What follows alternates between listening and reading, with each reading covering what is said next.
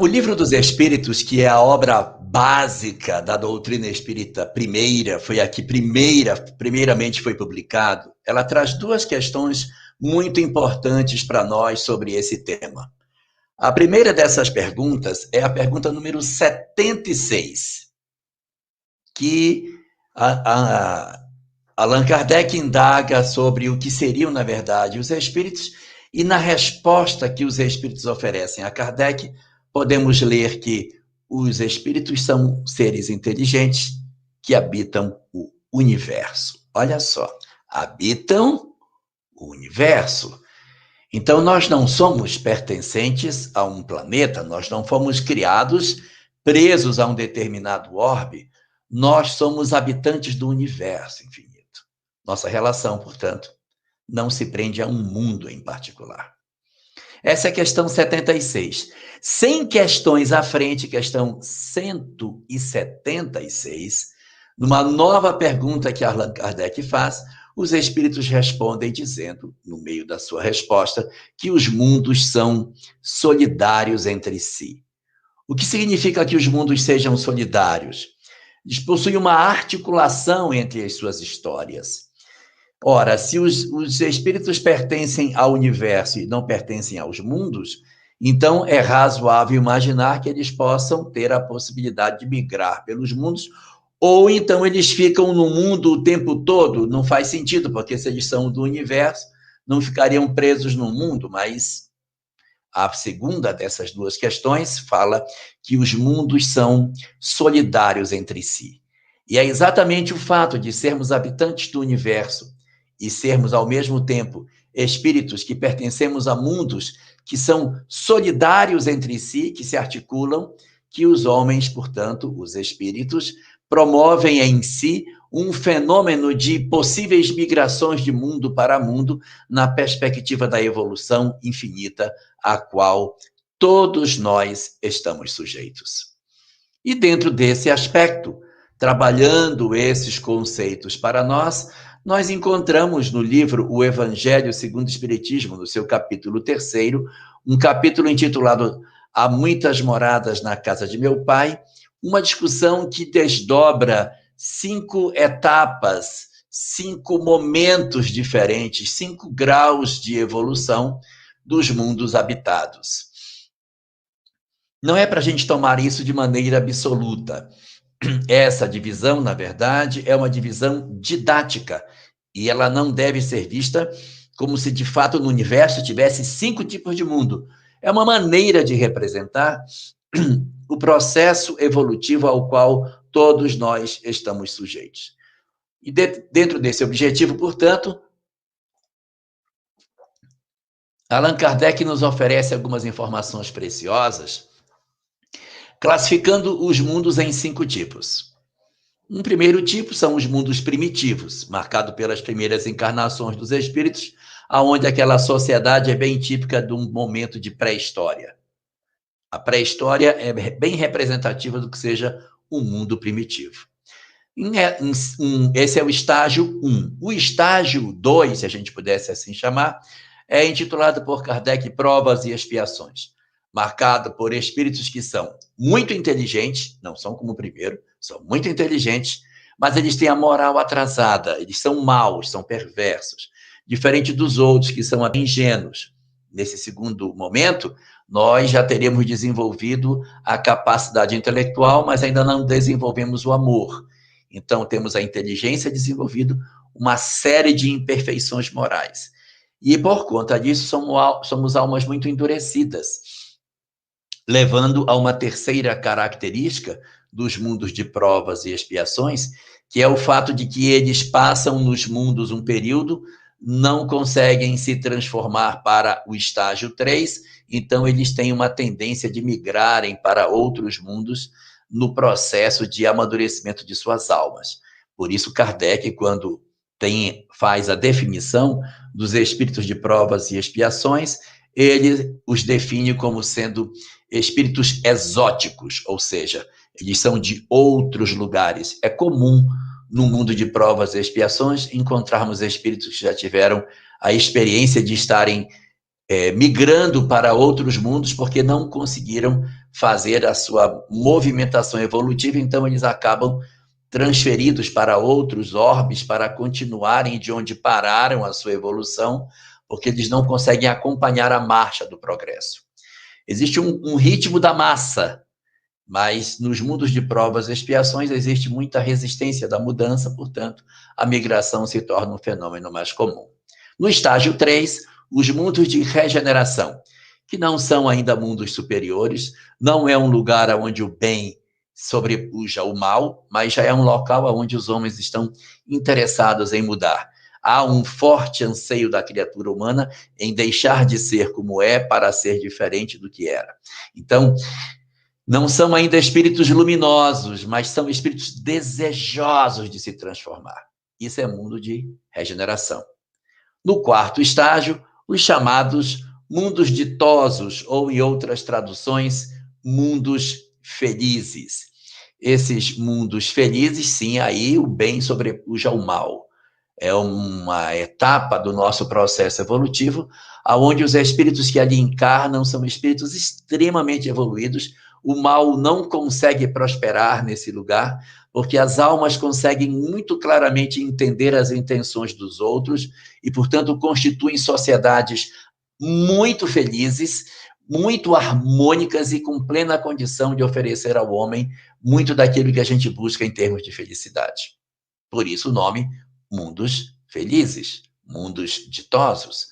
E no topo dessa pirâmide, uma classificação que Allan Kardec colocou, chamados mundos celestiais, dos quais temos muito pouca informação, que está muito longe de nós, mas seriam orbes reservados para as encarnações das almas extremamente evoluídas, em sociedades que nós nem fazemos ideia de como são, mas que seriam o aprofundamento do processo evolutivo daqueles que, tendo alcançado a plenitude nos mundos chamados mundos ditosos, teriam o seu mecanismo de evolução indo para uma condição tal em que, nesses planetas, habitariam entidades de uma evolução extremamente elevadas, muito distante da nossa e, portanto, pouco a se considerar sobre a realidade, como é que eles vivem.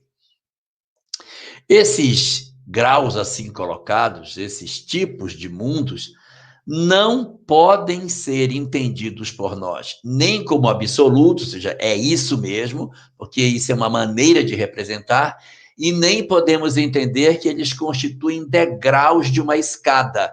Eles não são degraus de uma escada. Eles são, se pudéssemos comparar, com as etapas de uma rampa. Por que dizemos que a evolução a transformação ocorre como se fosse uma rampa? Porque ela não é brusca. O processo de transformação de um mundo no outro é um fenômeno absolutamente lento, gradual, que não se opera da noite para o dia. Ele é um fenômeno que envolve a transformação da humanidade de um planeta. Então, isso não se opera da noite para o dia. Isso exige séculos para que esses fenômenos de transformação ocorram dentro de nós e a gente consiga efetuar nas nossas almas a mudança que a gente tanto gostaria de realizar. Então, não é um fenômeno brusco, é um fenômeno gradual. E, por conta disso, a doutrina espírita tem uma maneira muito particular de enxergar esse fenômeno, dando a esse momento da história da nossa transformação o nome de transição.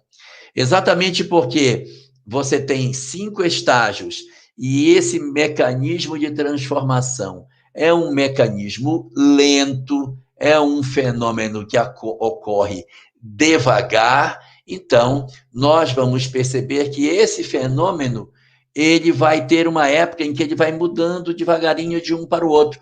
Ninguém pensa que é uma escada, eu estou aqui, amanhã plum, já estou no outro. Não. A gente se transforma, o mundo se transforma bem devagarinho, de um estágio para o outro, muito devagar, em que os homens vão se transformando e automaticamente o perfil desse mundo começa a tomar uma outra característica. Trazendo uma comparação, é igual na Terra, quando nós saímos do da pré-história para a história. Como foi que aconteceu? Foi de um dia para a noite que a gente, puf, mudou da pré-história para a história? Não foi. Nós passamos séculos, milênios, para irmos devagar, abandonando aquela condição dos chamados homens das cavernas, e começamos progressivamente a ter um outro modelo. Quando a gente olha hoje, nós não enxergamos mais na Terra a predominância desse comportamento. Então, é o nítido sinal de que o progresso se operou. Então, a gente vai saindo devagarinho de um estágio para o outro. Nós vamos nos transformando bem lentamente de uma etapa para outra etapa em um fenômeno chamado de transição planetária, que é como as obras espíritas intitulam. E, apesar do nome ser transição planetária, um olhar atencioso sobre o processo de transição vai nos dizer que não é, na verdade, o termo exato para isso, porque transição planetária parece que o planeta está alterando a sua característica. Parece que o planeta está mudando o jeito dele ser. Não é. O que caracteriza a mudança de um estágio para o outro é a natureza dos homens e das mulheres que constituem esse planeta. São eles que efetivamente constroem o perfil de um orbe. Então, não esperemos que a transição mude a face da Terra. É como na pré-história para a história. Nós não tivemos alterações no cenário do mundo quando nós saímos da pré-história para a história. A Terra, portanto, já experimentou. Ela já experimentou uma transição lá atrás. Nós já passamos por isso. Dá para a gente olhar para trás, enxergar o que aconteceu para ter uma noção do que pode acontecer conosco. Então, por esse motivo, a gente pode perceber que nós já vivemos um período em que a gente passou de mundo primitivo para provas e expiações. A Terra já não seria mais primitivo, nós seríamos mundos de provas e expiações. Por quê? Porque somos pessoas inteligentes, com a moral atrasada, mas nós não temos o perfil mais de mundo de homem das cavernas. Então, não é mais primitivo. Nossa característica é do segundo estágio. E, mais propriamente, nos fala a doutrina espírita que nós estaríamos agora ingressando na segunda transição. Ó, que interessante.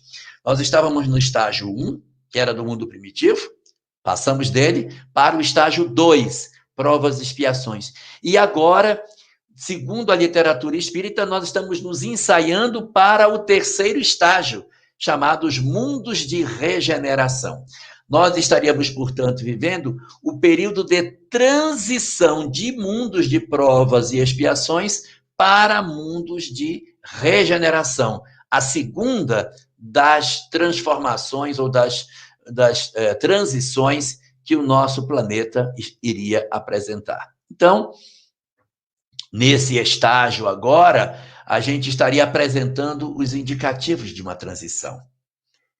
E como é que a gente pode saber que está acontecendo uma transição no planeta para um estágio melhor? Parece até que a gente está piorando. Como é que a gente pode estar melhorando se o negócio está pior hoje do que era antes? O que está acontecendo conosco? O que foi que houve? Quais são os indicativos que a gente pode ter de que a gente pode dizer, não, nós estamos passando por uma transição planetária? Vamos ver? Nós temos 7 indicativos de transição planetária. São 7 peças, 7 elementos que a gente pode ver que se articulam na construção de uma transição. Eu estou falando assim que é 7, e as pessoas começam a achar logo que é um número cabalístico, né?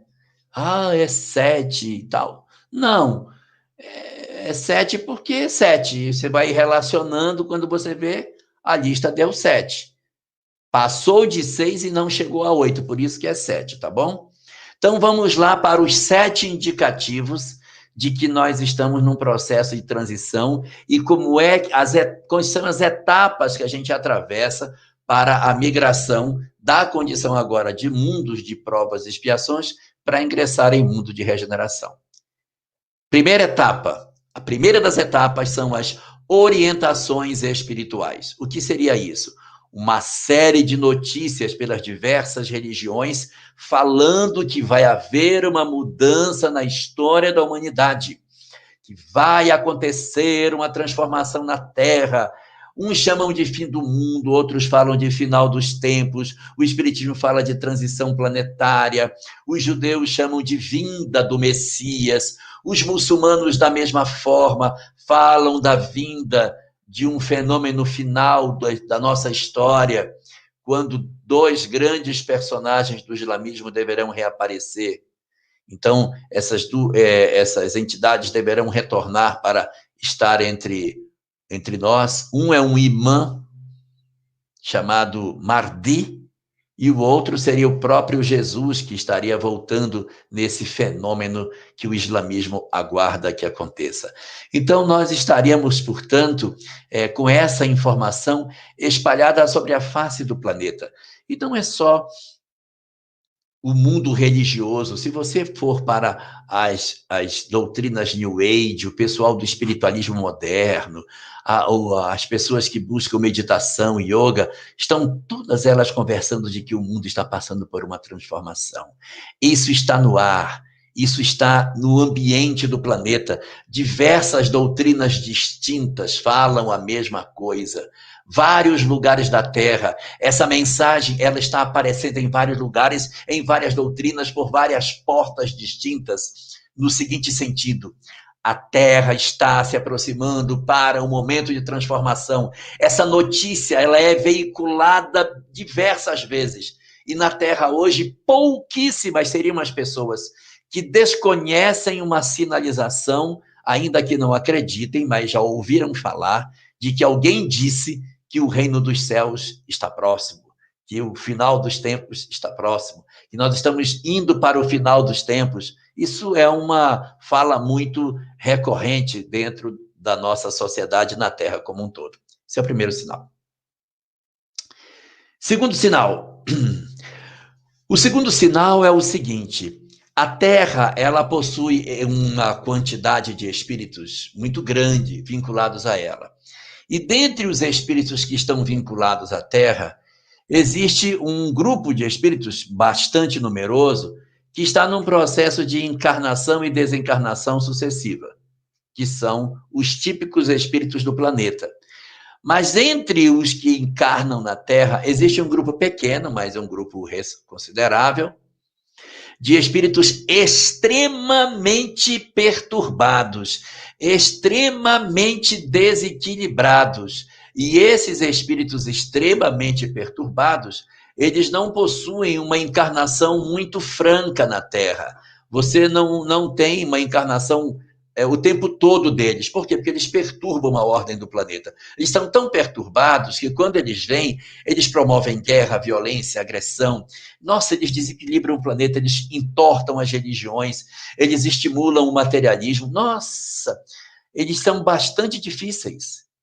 Mas essas almas precisam vir. Eles também são irmãos nossos e precisam evoluir.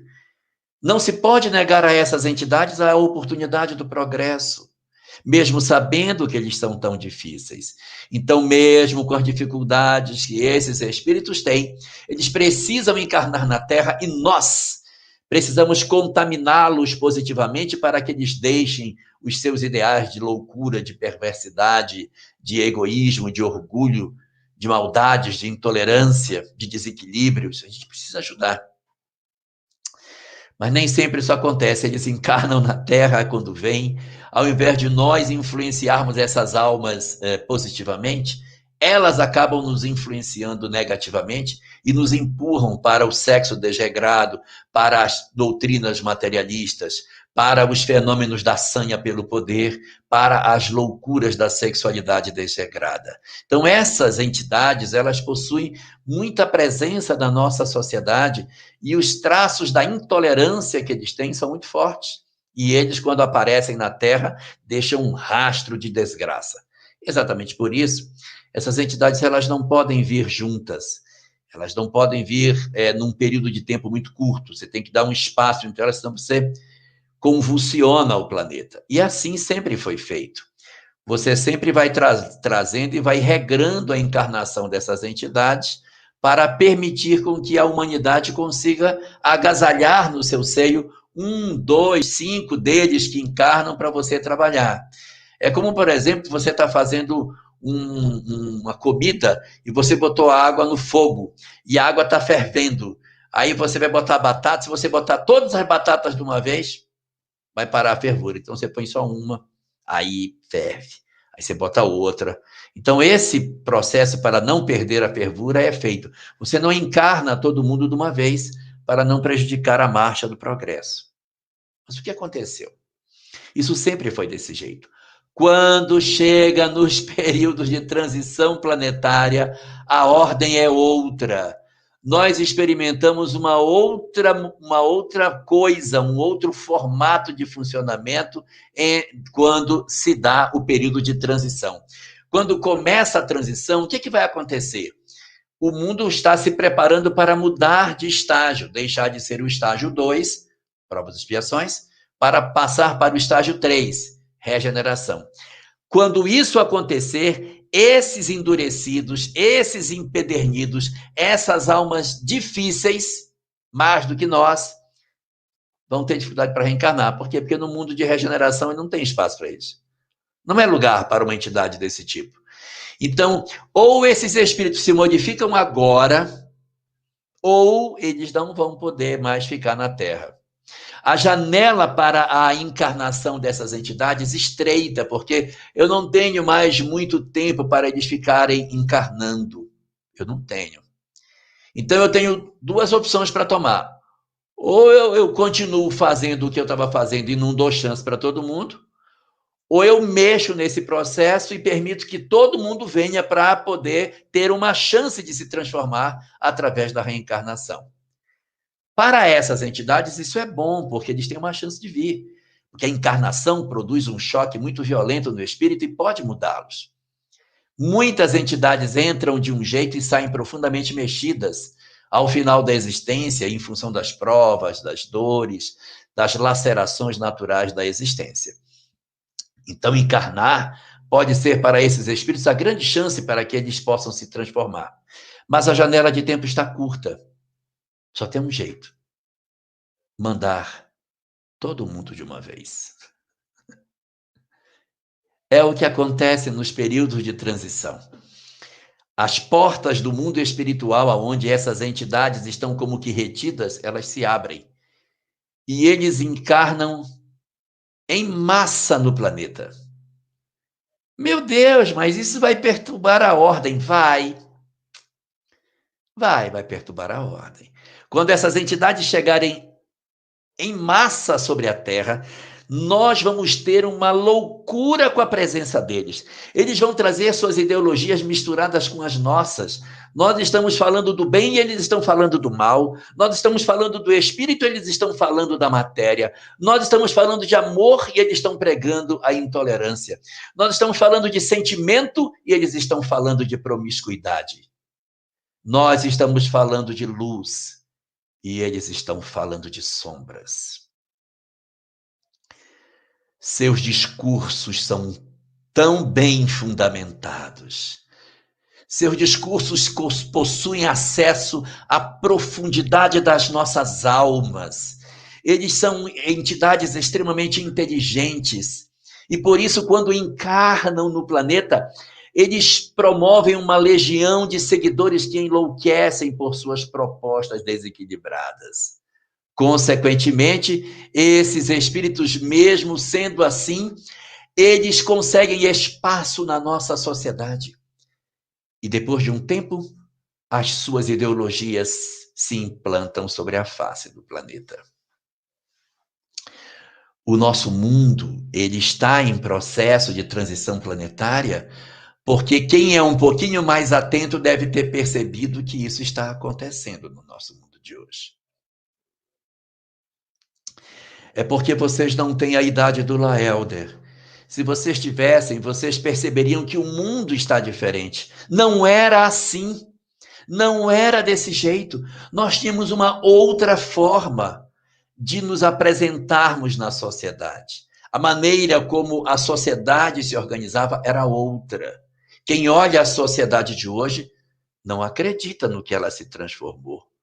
Quem vê as modificações tão profundas que o nosso mundo passou nas últimas décadas se assusta, porque tem a sensação de que tudo aquilo que se construiu parece estar sendo destruído.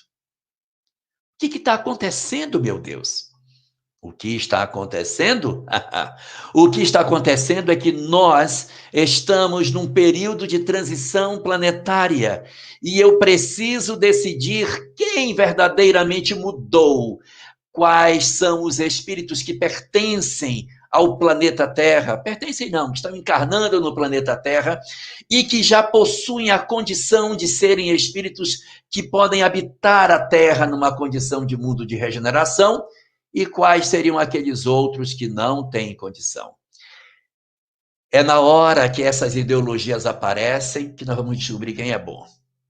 Porque esses movimentos que essas entidades promovem, eles se apresentam como se fossem uma espécie de movimentos catalisadores. Eles abrem essas portas e as pessoas magnetizadas pelas suas ideologias passam por essas portas. É como se a nossa sociedade hoje fosse uma grande arena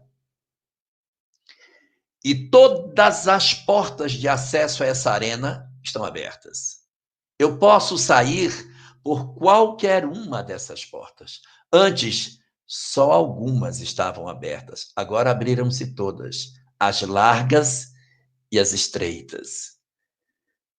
As portas que essas entidades perturbadas abrem são as portas largas, do desequilíbrio, da irresponsabilidade, dos sentimentos baixos, do ódio, do desamor, da violência, da ambição, da cobiça, da intolerância. Portas largas, por onde centenas, milhares, milhões de pessoas atravessam todos os dias na crença de que isso é o ideal para as suas vidas. Lembremos, antes de que tudo isso acontecesse, houve o período de divulgação das notícias, lembra? A primeira etapa são as orientações espirituais, preparando as pessoas o que é o bem, o que é errado, o que é o certo, o que não pode, o que pode. Nós todos recebemos isso. Foi o primeiro sinal. E depois dito, agora você se prepare que você vai ser experimentado. Vai ser lá na frente.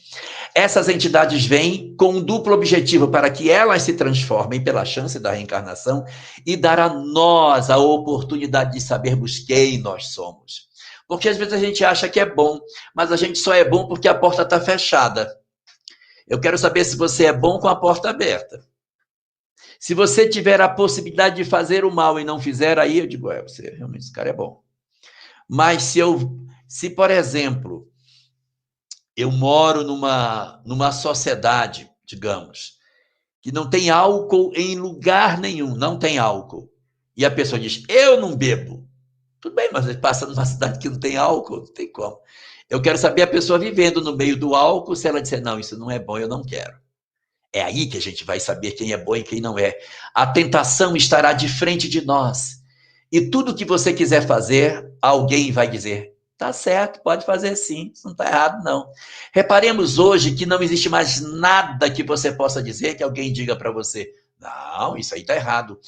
Todas as ideologias que você quiser puxar na sua vida, há pessoas que as defendam, que estimulem, que faça com que você sinta a chamada. Então, esse terceiro sinal, o primeiro são as orientações, o segundo, a descida das entidades, o terceiro, esses movimentos catalisadores que são formados por essas entidades que descem sobre o planeta.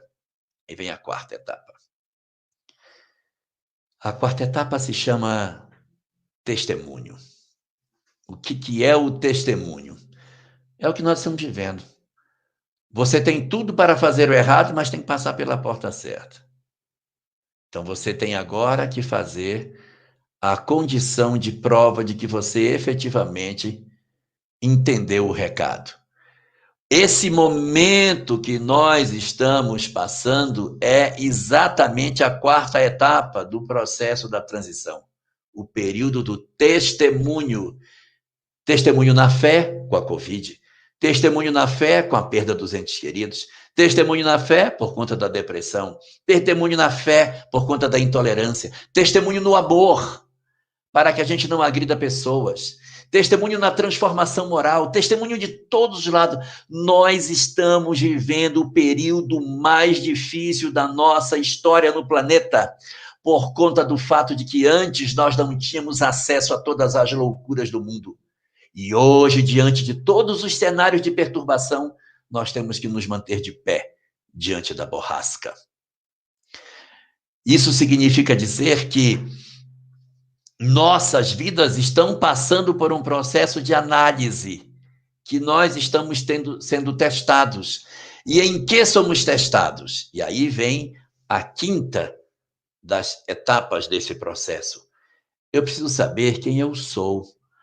Qual é a atitude que eu tomo diante desse processo de perturbação que o mundo está?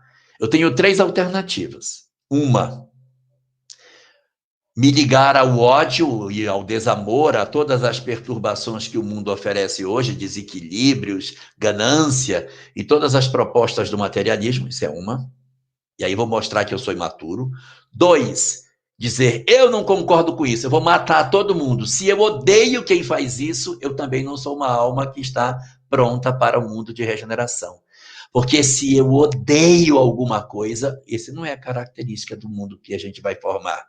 Então não é nem eu me apaixonar pelo erro e nem odiar o erro. Olha que lindo, gente. O exercício nosso tem que ser um terceiro tipo de sentimento, que não pode ser nem eu ouvir a flauta encantada que me leva por essas portas da falsa felicidade, nem tampouco enveredar por um outro caminho, que é o caminho que me aponta a questão de ser o momento de eu efetivamente odiar as pessoas que pensam diferente de mim. Então agora é o momento de nós dizermos a terceira via, que é termos o dom da transformação do mundo. Nós estamos chamados para sermos elementos transformadores. Essa é a grande esperança, que sejamos transformadores. A sexta etapa desse processo chama-se a seleção das almas. Aí vai selecionar os que vêm para cá, dos que vão para lá, os que vêm para um canto, os que vão para o outro. E aí você vai selecionar. Aqueles que forem melhores permanecem no planeta, porque a Terra melhora, o mundo melhora, e quando o mundo melhora, a gente automaticamente permanece nele. E os endurecidos, as almas problemáticas, elas não ficam aqui. Elas experimentam um processo de saída do planeta para outro mundo. Saída em que sentido? Eles saem do mundo porque, como esse planeta vai ter novas lições, eles não precisam dessas, precisam repetir as que eles não aprenderam. Então, a pessoa repete o fenômeno do mundo de provas e expiações. Aqui passa a ser regeneração e eles não têm mais a concessão da encarnação e migram daqui para outro lugar. E vão recomeçar em outros orbes o processo de migração, de construção do mundo de provas e expiações em outro lugar. Isso já aconteceu com a Terra, naquele períodozinho de transição do mundo de primitivo para provas e expiações. Nós tivemos a chegada de muitos espíritos aqui que vieram com conhecimentos incríveis, são as antigas civilizações. Por que eles eram tão inteligentes?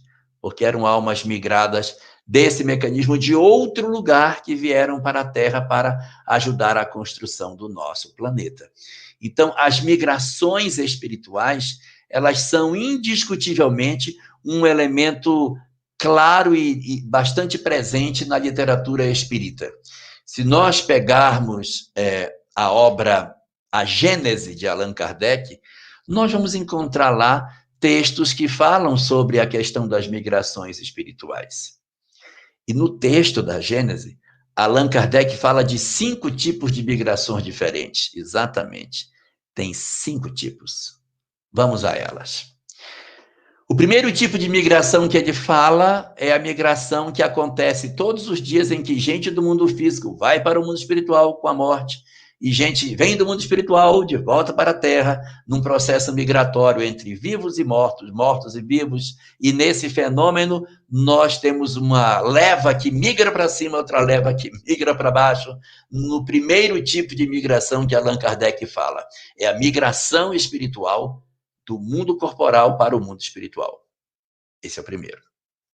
O segundo tipo de migração que Allan Kardec fala, ele diz que são as migrações coletivas para o mundo espiritual. O que ele chama de migrações coletivas? É quando ocorre um incidente, Covid, furacão, tsunami, um vulcão, em que muita gente ao mesmo tempo se transfere para o mundo espiritual. Muita gente saindo do plano físico para o mundo espiritual. Diz Kardec que nesses movimentos você tem a possibilidade de trazer novas almas para habitarem o planeta nesse refluxo, e esse mecanismo de ida e vinda pode facilitar a chegada de novas ideologias e de transformações efetivas para um determinado planeta. Então, essas migrações coletivas de desencarnação podem oportunizar aos orbes a chance de uma mudança de mentalidade, porque muita gente se retira no mesmo período e isso pode ser um fator que predisponha para uma efetiva transformação de conceitos dentro de uma sociedade. Terceiro tipo de transição que Allan Kardec fala: migração coletiva intraplanetária. O que seria isso? Um monte de gente sai do Ocidente e vai para o Oriente. Um monte de gente vem do Oriente e vem para o Ocidente. Dentro do planeta, não, esse pessoal aqui está muito... Vamos levar esse pessoal para outro canto. Então, dentro da Terra, você pode fazer migrações. Fala-se muito da migração de espíritos franceses para o Brasil durante o período da chegada do espiritismo aqui no Brasil. Uma quantidade de, segundo dizem, 2 milhões de espíritos franceses teriam vindo para ingressar na história do nosso país. Se isso aconteceu, nós estamos diante de um fenômeno de migração coletiva intraplanetária. O quarto tipo de migração que a gente encontra na obra de Kardec é a migração individual planetária. O que seria isso? A migração individual planetária é quando um indivíduo sai de um planeta para outro. Isso pode acontecer. Eu tenho um planeta e tenho uma pessoa daqui que ela está muito evoluída, então ela acaba sendo chamada para ingressar numa nova sociedade. Ela pode ficar se ela quiser? Pode. Mas os espíritos já convocam esse companheiro para que ele venha a participar de uma sociedade em outro mundo, em outro orbe. Então, ele deixa as condições do planeta em que ele está e vai para outro. Se ele quiser não ir, não quero ir, quero ficar, porque é facultativo. E a gente só sai quando está muito bom. É igual o aluno que no meio do ano já se alfabetizou e a professora diz, olha, ele está alfabetizado. Quiser colocar ele no primeiro aninho, já pode pôr. Então, o menino já passa para o ano seguinte, no meio do ano. Isso acontece assim, na escola infantil acontece, do jardim para o primeiro aninho, é comum de acontecer. Mas isso aí seria uma migração do espírito no meio do período. Elas acontecem tipicamente fora da transição. São migrações individuais dos espíritos que avançaram muito, muito mais do que seus planetas. E temos a quinta, que é a que nos interessa de maneira mais particular hoje, que são as migrações coletivas planetárias. É quando grandes levas de espíritos saem. Essas migrações coletivas, elas ocorrem no período de transição. Então, elas são o fechamento da transição, é a leva dos espíritos para outro lugar. Funciona da seguinte maneira: vem a preparação, descem os espíritos perturbados, a gente prova que é bom, vem a seleção das almas, depois da seleção das almas, os que não foram aprovados migram e os que foram aprovados permanecem nessa sociedade. Chama-se isso de migração coletiva planetária. E algumas coisas são muito importantes que se diga que estão na Gênese. Primeira coisa, Allan Kardec em nenhum momento chama isso de degredo, não chama isso de expulsão. Nós é que usamos esse termo, são os degredados. Ele não chama, ele chama migração, que é um termo muito mais próprio.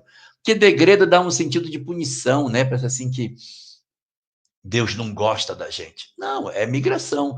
Ó, você não conseguiu crescer aqui, então o tempo aqui acabou, você vai para outro lugar continuar o seu processo. Dói, porque você mora num mundo hoje que tem todos os confortos modernos, vai ser migrado, vai começar lá atrás. Então, você vai sair daqui numa sociedade com internet, com todo tipo de recurso tecnológico, e quando você reencarnar, você está no meio das areias do Egito, construindo pirâmide, olhando para o sol. Gente, que lugar é esse? Onde eu vim parar? Por isso, tanta genialidade nos povos antigos.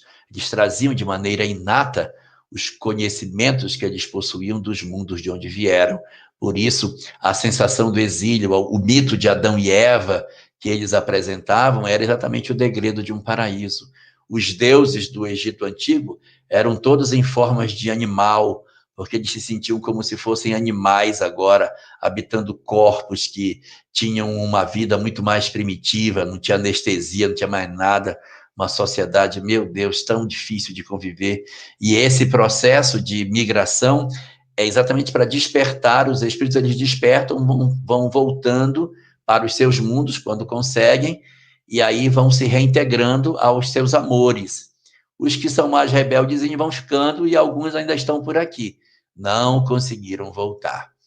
Mas é possível retirar do texto de Kardec 4 pontos muito interessantes sobre esse aspecto da transição coletiva. Primeiro ponto é o seguinte, que as pessoas muitas vezes dizem, vamos migrar. Não é verdade isso. Não é verdade. O que está escrito lá não é isso. E lá diz o seguinte, nem todos os espíritos que são perversos migram. Olha que interessante. Nem todos são, aí diz Kardec. Por quê? Porque entre os que são chamados de maus, eles são maus porque são influenciados por outros grupos mais perversos do que eles. De tal sorte que esses que são maus, se forem retirados da influência perniciosa daqueles que hoje os influenciam e colocar na influência dos bons, eles podem fazer boa coisa. Então, eles são maus muito mais pela influência do que intrinsecamente. Quando se depara com espíritos maus que são influenciáveis, então esses ainda têm uma chance. Aí Kardec diz, isso está lá no item do capítulo 18, no item 29. Os que ainda possuem alguma possibilidade de mudança permanecem, não vão migrar. Então a gente fica por um tempo. Nós não vamos migrar só porque fizemos bobagem.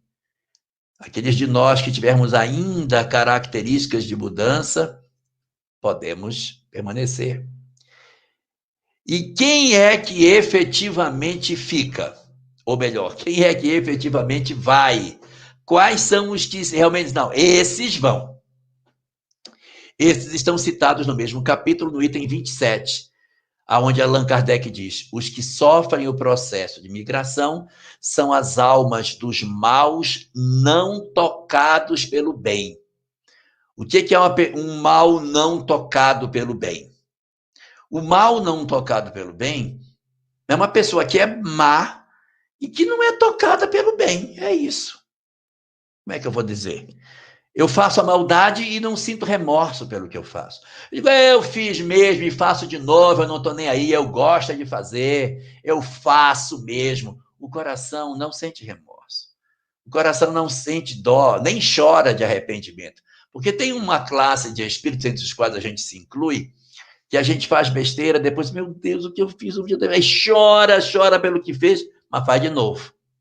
Mas pelo menos sente que não deveria fazer. O mal não tocado pelo bem, ele nem sequer sente arrependimento pelo mal que faz. São esses que são passíveis de serem migrados. Não são só qualquer tipo de pessoa que é malzinho.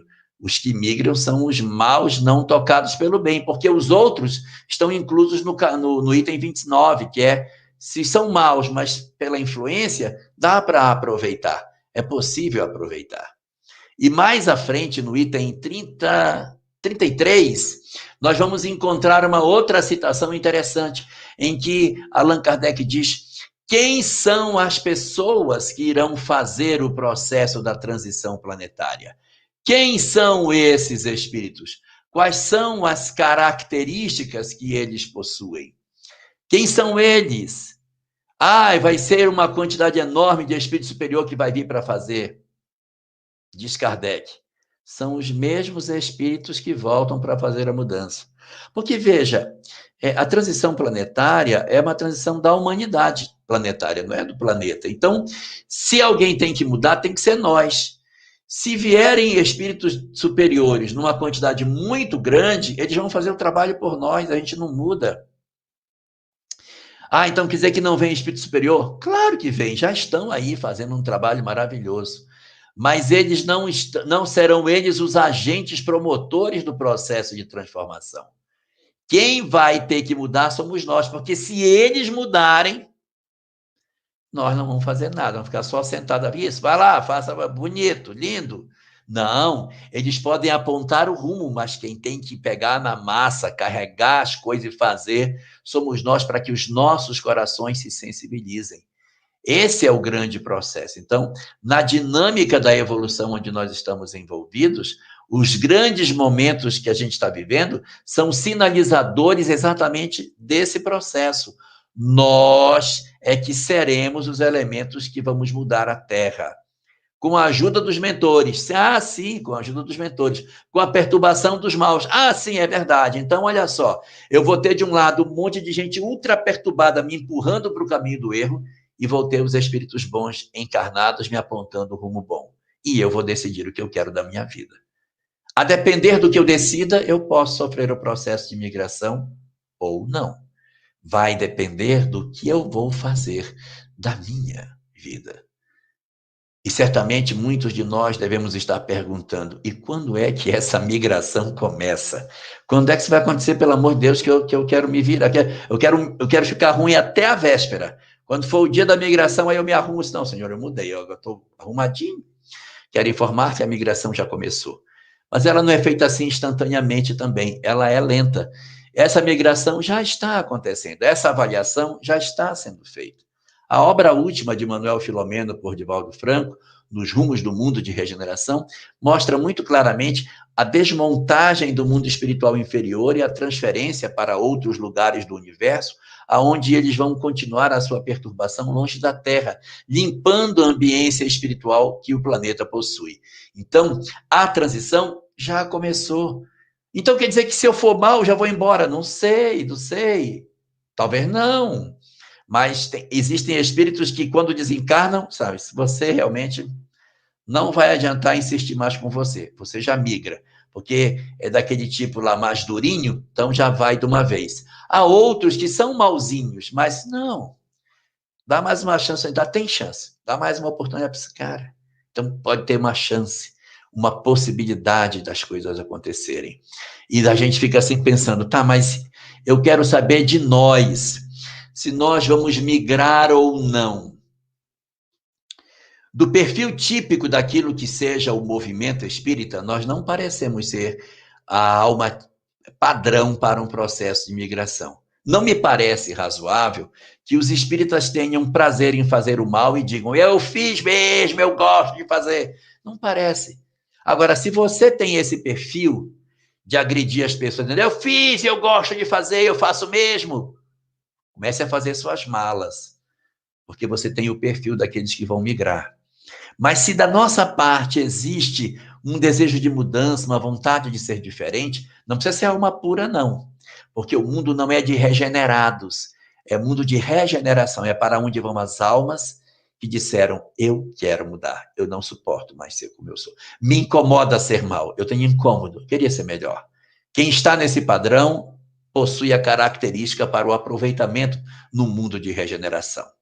E não pensemos nós assim, então eu vou me embora porque não tem muito o que colaborar. Negativo. Nós temos um investimento imenso feito em nós.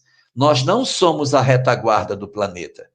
Nós não somos. Existem entidades muito mais perturbadas do que a gente. Então, pode até ser que a gente vá. Pode ser? Pode ser. Mas vai uma galera primeiro, porque tem muita gente extremamente difícil que precisa ser migrada do planeta, porque já deu claras demonstrações de que não está interessado em mudar. Essa casta de espíritos marcada pela resistência quase que absoluta a um processo de mudança, esses certamente vão migrar. E a gente vê que, a gente às vezes se revolta, né? Um absurdo, olha esse cara, um absurdo. Assiste na televisão, fica com ódio das pessoas que nem conhece, só pelas notícias que ouve. A gente, na verdade, não percebe que eles vão viver. Essas pessoas que estão fazendo coisa errada, ou que presumivelmente estão erradas, vão viver. A vida vai se encarregar de arrumar a emoção deles. Existe uma mensagem no livro Contos dessa e da Outra Vida, capítulo 23, Eles Viverão, em que Jesus diz isso, eles vão viver, deixa eu viver. A vida se encarrega, não precisa se vingar, porque os maus encontrarão o fel do próprio remorso. Então deixa viverem. Não levante a clava da violência para tentar justiçar as pessoas que fazem o errado, por 2 motivos. Primeiro, eles já estão inclusos na lei para receberem as suas consequências. E segundo, você não precisa se atrapalhar. Porque se você se vinga, você cai na condição dos espíritos que não têm o perfil típico da regeneração. Então, abandone a vingança, abandone o ódio, para que você tenha a concessão de permanecer na Terra. E tem muito o que fazer. Aqui vai ter muita coisa para ser feita, para ajudar pessoas, para poder levantar os outros. E o planeta precisa de muita ajuda. Então, nós temos que perceber que haverá um espaço muito grande de trabalho na Terra. Esse negócio de dizer, eu, coitadinho de mim, que eu vou migrar, isso é conversa fiada.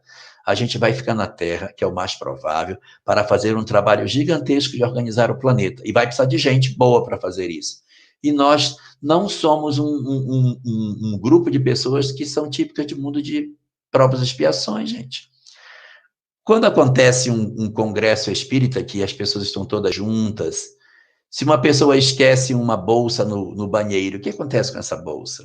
A pessoa rouba, fica com dinheiro para si, ou chega na portaria e diz, olha, encontrei essa bolsa. A bolsa é oferecida, a pessoa vai lá e pega. Esqueceu um relógio. Esqueceu esse relógio no banheiro. Isso é típico de mundo de regeneração. As pessoas não estão preocupadas em querer aquilo que é do próximo. No mundo de regeneração, as pessoas querem uma proximidade com Deus. Nós temos a doutrina espírita. Querem uma proximidade com o próximo. Nós temos a proposta da caridade. Isso está no capítulo 3º do Evangelho segundo o Espiritismo, item 17. E terceiro, querem vencer suas imperfeições. Nós estamos fazendo a transformação moral. Olha aí, nós temos os 3 ingredientes essenciais para essa sociedade. Então, nós temos que parar com essa bobagem, que isso não nos ajuda. Fica torcendo pela migração dos outros. Tomara que esse vá embora. Isso também é um indicativo de inferioridade. Quando vier a hora da migração, esses vão tudo ir embora. Esse é um indicativo de que a gente é perturbado também. Eu fico desejando o mal dos outros. Então, nesse cenário de migração planetária, e ela vai acontecer, e ela já está acontecendo, e nós temos pouca chance de sermos contados entre os migrados, nós somos espíritos que não devemos nos preocupar tanto com isso, no sentido de dizer assim, tomara que essa migração acabe logo, tomara que essa transição acabe, eu já queria logo o mundo de regeneração. Não é assim que funciona. Funciona da seguinte maneira, a transição planetária é dos homens, são os homens que se transformam. Então se transforme em você. Seja você agora uma pessoa de regeneração. Viva em regeneração hoje. Mas o mundo... Viva, porque viver em regeneração é aproximar-se de Deus, preocupar-se com o semelhante e vencer as suas más tendências. Isso que é amar a Deus, amar ao próximo e amar a si mesmo, está dentro daquilo que o Espiritismo prega. Então, sejamos regeneração ainda no mundo de provas e expiações. Porque se demorar demais para que a Terra se transforme em regeneração, o que não vai acontecer, é a gente que migra para um mundo de regeneração. Então, você não perde a sua evolução. E se houver a transformação para a regeneração, você não será migrado, permanece na Terra. Então, Nós é que decidimos o nosso processo de mudança. E essa transição, ela é uma transição gradual. Como que funciona? Imaginemos a Terra toda escura, no breu. De repente, uma pessoa se transforma. Quando uma pessoa se transforma, ela passa a amar, ela passa a vibrar diferente. Então, dentro dela, a chama do amor brota. E dizia o Buda que quando a gente alcança isso, nós alcançamos a iluminação. O que é a iluminação? É o dom de nós sentirmos a nossa natureza íntima. E o que Jesus dizia com relação a isso? Brilhe a vossa luz. Então, quando a gente se transforma, a nossa luz se acende na escuridão do planeta. Daqui a pouco outro acende, daqui a pouco outro. E são essas pequeninas luzinhas que vão acendendo no planeta, que devagarinho vão se acendendo e vão iluminando a Terra. Não é preciso que todo mundo se ilumine, mas se a maioria da Terra se iluminar, o mundo já será de regeneração. É dentro dessa perspectiva que as coisas irão acontecer. E quando o planeta tiver a condição satisfatória para que se transforme em mundo de regeneração, já terá sido concluído o processo lento de migração planetária e nós, então, ingressaremos numa nova realidade espiritual e, quem sabe, nós seremos integrantes desse novo planeta ou, se formos almas renitentes no mal, no ódio, na indiferença, no desamor, poderemos estar chamados para irmos para outro lugar para recomeçar o processo de educação espiritual, porque não conseguimos aprender as lições do bem, mesmo estando vivendo dentro da doutrina espírita. As coisas se passam mais ou menos dessa forma, e o nosso destino depende apenas de nós. Não existem vagas contadas no planeta. Se todos quisermos, todos ficaremos, mas se nós não quisermos, nós migraremos. Portanto, só depende de nós ficarmos na Terra para contribuirmos no mundo de regeneração ou termos que experimentar um degredo na forma das migrações espirituais para um outro lugar para continuar o nosso processo de educação espiritual, porque a Terra já não serve mais de lugar para o nosso aprendizado. Aprendamos, então, as lições do Espiritismo e façamos tudo o que a gente puder para usar da melhor maneira possível o tempo e podermos ser contados entre os mansos, porque dizia Jesus, bem-aventurados os mansos, porque eles herdarão a terra. Se nós queremos herdar a terra, desenvolvamos a mansidão dentro dos nossos corações e esperemos pelo momento da chamada do Senhor para a nossa permanência na terra.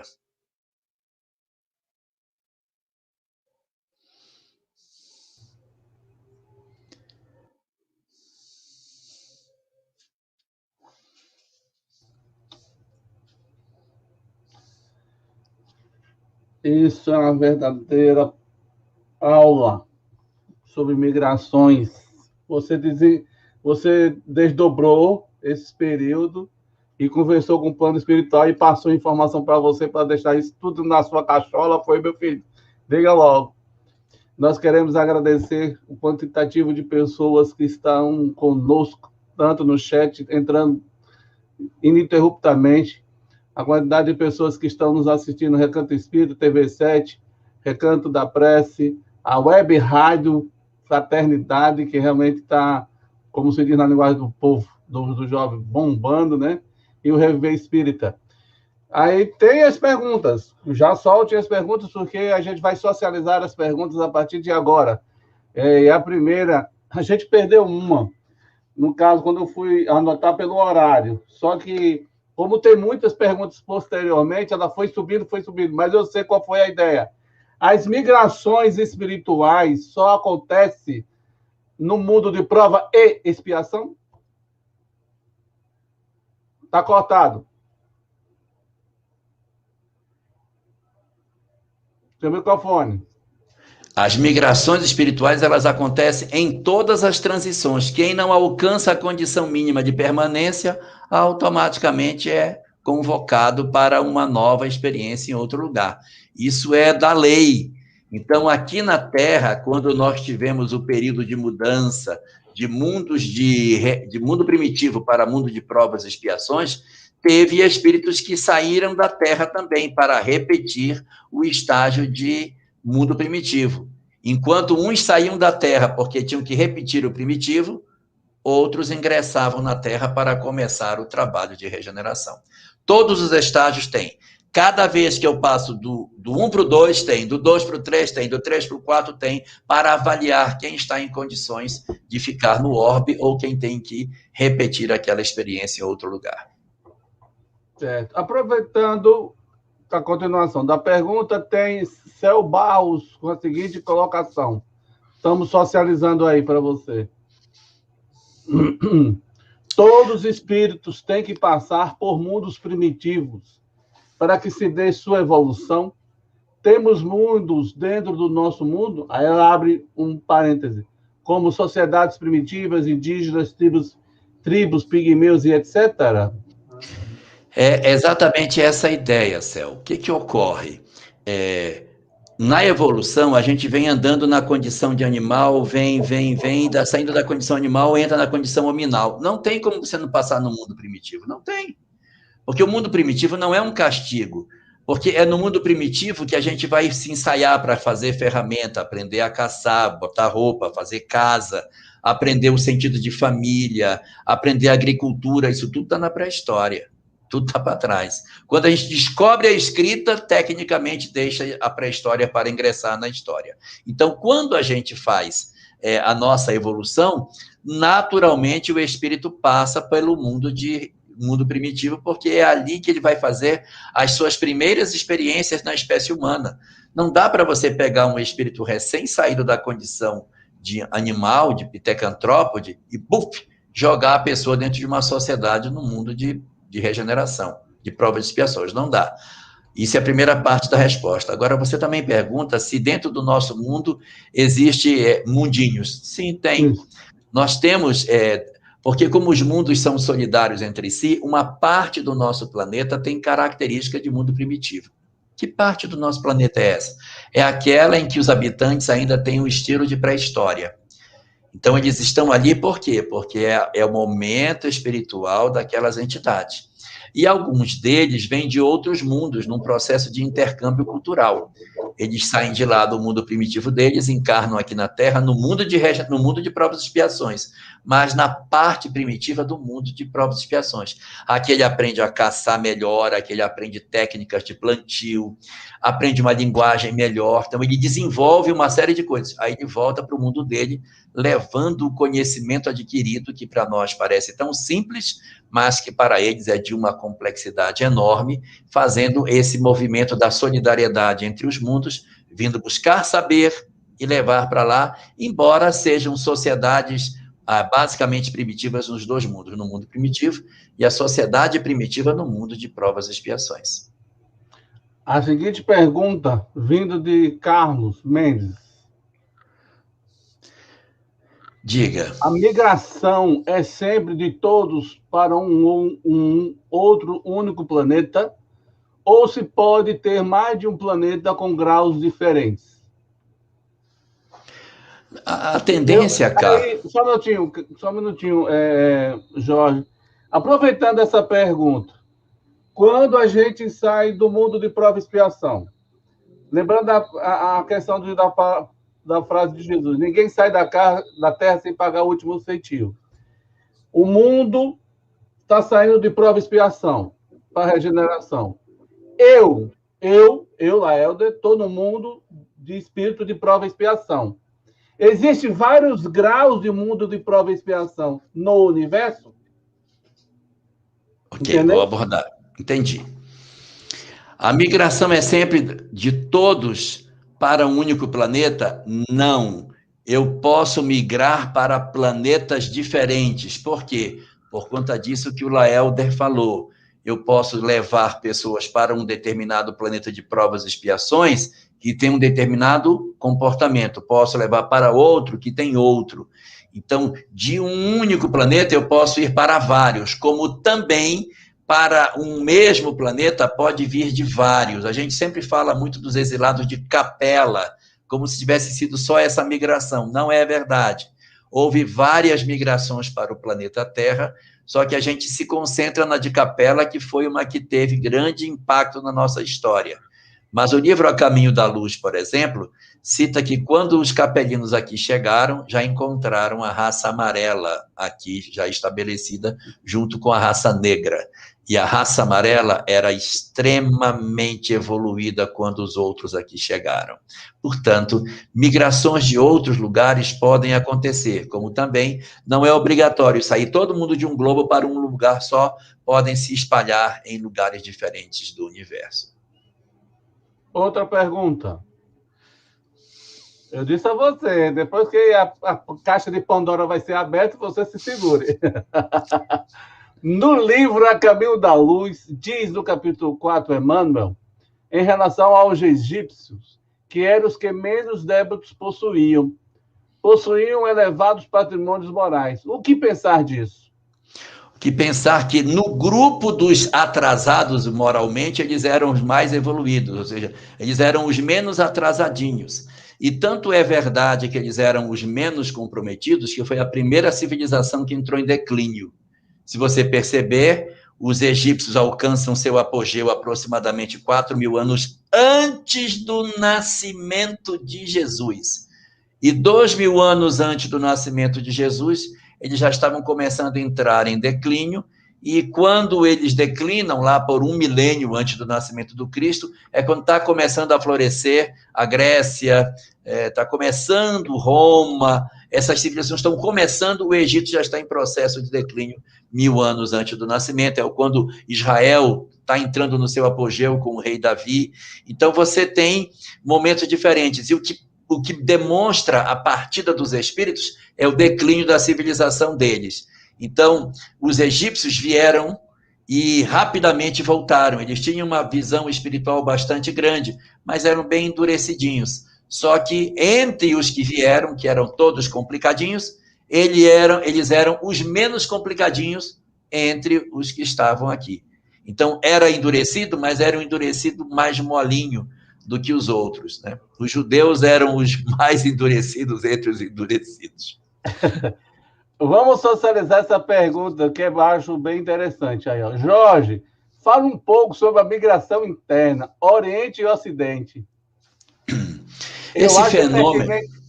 Eu acho que é pertinente aquela questão, Jorge, sobre a raça amarela. Robertinho, boa noite para você. Essa relação Ocidente e Oriente não precisa ser tão assim, Oriente-Ocidente, mas existe um fenômeno na lei de causa e efeito chamada inversão social expiatória, na qual a gente muda de lado socialmente em virtude do nosso ódio.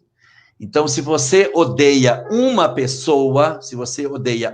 pessoa, a tendência é que você atraia essa pessoa para o seu grupo familiar. Você traga esse espírito para ser seu parente numa próxima existência, se não houver o perdão. E quando você odeia um grupo social, a tendência é que, como você odeia, você nasça no grupo social que você odeia. Então, você tem árabes e judeus. Se odeiam, se odeiam. Como é que resolve o ódio? Encarna trocado. Os árabes renascem judeus, judeus encarnam árabes. Ingleses e franceses se odeiam, encarna trocado. Franceses e alemães se odeiam, trocado. Então, você faz essa troca. E daí, né, dentro dessa lógica, é importante a gente, na Copa, Laelder, torcer um jogo pela Argentina. Para a gente não ser degradado para lá. Então, você faz... se você tem um time de futebol, você odeia o outro, cuidado, porque você pode nascer na família do outro. Hoje, nesses nossos períodos de tanta intolerância política no Brasil, que nós vemos uma polarização extrema e as pessoas se odiando na rede social e, de maneira absurda, os próprios espíritas escrevendo mensagens de ódio, o que é uma coisa completamente sem propósito. E aqui quero deixar logo um recado. Qual é o lado que está certo? O lado que não odeia. Se você estiver aqui e você mandar mensagens de ódio, você está errado. Se você estiver aqui e mandar mensagem de ódio, você também está errado. Agora, se você estiver onde estiver, mas não emite ódio, você está certo. Porque o que está certo é o bem. Independente de onde você esteja, publicou ódio, publicou mensagem contra alguém, você se enrolou. Então, nessa hora, quando a gente está com tanta polarização política, longe de mim desejar um mal para ninguém, mas quando a gente odeia muito, a gente corre o risco de nascer trocado. E aí corre o risco de, numa próxima existência, você nascer bem pertinho dessa pessoa que você tanto odeia. Então, se você não quer nascer perto dele ou perto dela, não odeie, para não atrair. Então, essa migração intraplanetária, ela é muito comum. Várias obras espíritas falam de senhores encarnando como seus escravos. Falam dos seus imperadores renascendo na condição de servos. Isso é muito frequente. Exploradores de terras indígenas renascendo naquelas comunidades que eles exploraram. Então, essas migrações dentro do planeta são extremamente frequentes, aonde você tem dominados encarnando como dominadores. E só para concluir, o cristianismo foi profundamente odiado pelos pagãos.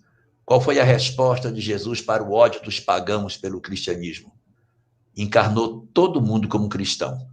E aí os pagãos vieram, encarnaram no cristianismo e tornaram o cristianismo com uma face pagã, que trouxeram seus ranços para dentro do cristianismo.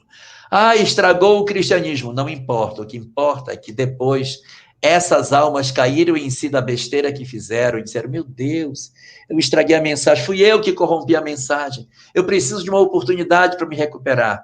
E agora elas renascem de novo dentro do cristianismo, com a face de espiritismo, e por isso tem passagens pelo clero que eles têm tanto incômodo. Então, pagãos que viraram cristãos, que se corromperam agora, espíritas tentando resgatar as suas histórias, porque provavelmente, se eram pagãos, fazem parte dos espíritos que foram migrados para a Terra do período longínquo do paganismo. Somos almas muito velhas, que muito provavelmente já sofremos um degredo, já sofremos uma migração para a Terra, e agora estamos em via de viver um novo momento de migração, mas quem sabe dessa vez a gente já tenha despertado. Outra questão, achei bastante interessante aí, para socializar para todos nós. Jailson Carlos, lá de Recife. A recepção que temos que o mal está maior que o bem poderia significar que esses seres estão tendo suas últimas oportunidades nesta sala de aula chamada Terra? Sim e não, Jailson. No seguinte sentido, são as últimas oportunidades, sim, mas não é bom a gente dizer assim, é a última oportunidade, é a última. Eles estão vivendo as últimas. Porque a gente dizer assim, esse pessoal que está encarnado fazendo, eles não volta mais. Talvez voltem. Não dá para dizer que não volta mais, alguns ainda voltam. Tem uns que você tem razão. Encarnaram na Terra e esses não vão voltar mais, não. Já estão inscritos para o processo da migração, porque são demais endurecidos. Mas tem um pessoal meio malzinho, que não é tão malzão, mas meio malzinho, que dá para dar mais uma oportunidade. Então, não dá para a gente dizer assim, passando dessa não tem mais, acabou. Não, a transição ela não é tão curta assim. Ela vai demorar um tempo e pode ser que alguns desses ainda tenham a chance de retornar uma outra vez. Mas boa parte desses espíritos bastante perversos já não estará mais tendo chance de retornar. Mas eu quero dizer que ainda tem muita gente para descer, tá? Ainda tem muita gente para vir.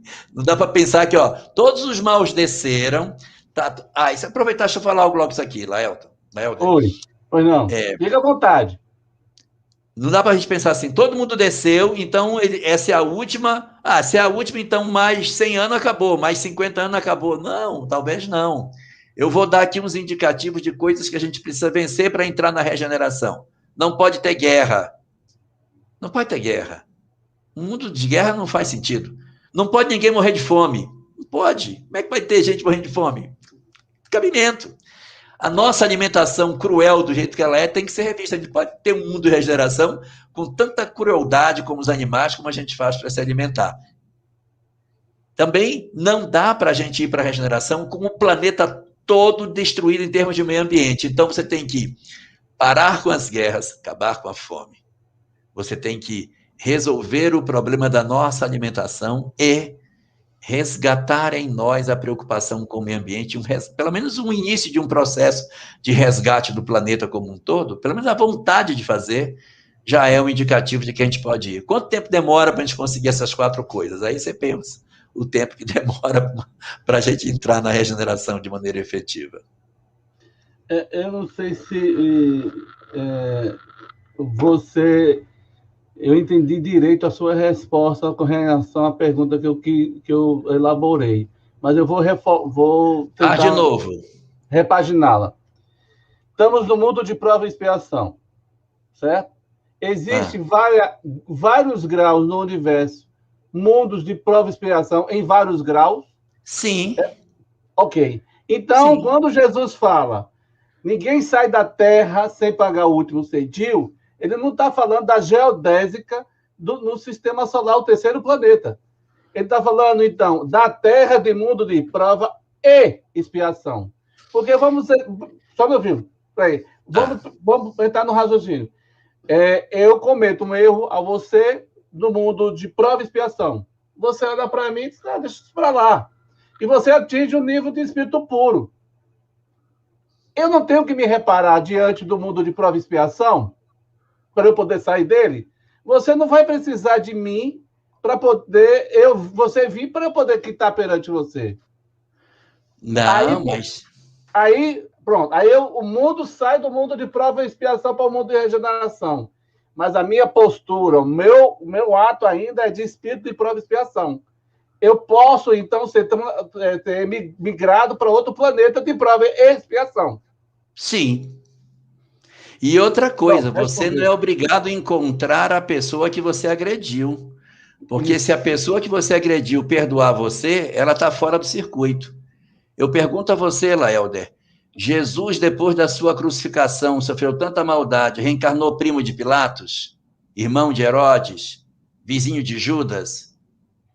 Não reencarnou. E como é que, então, esse pessoal ficou sem culpa nenhuma? Não.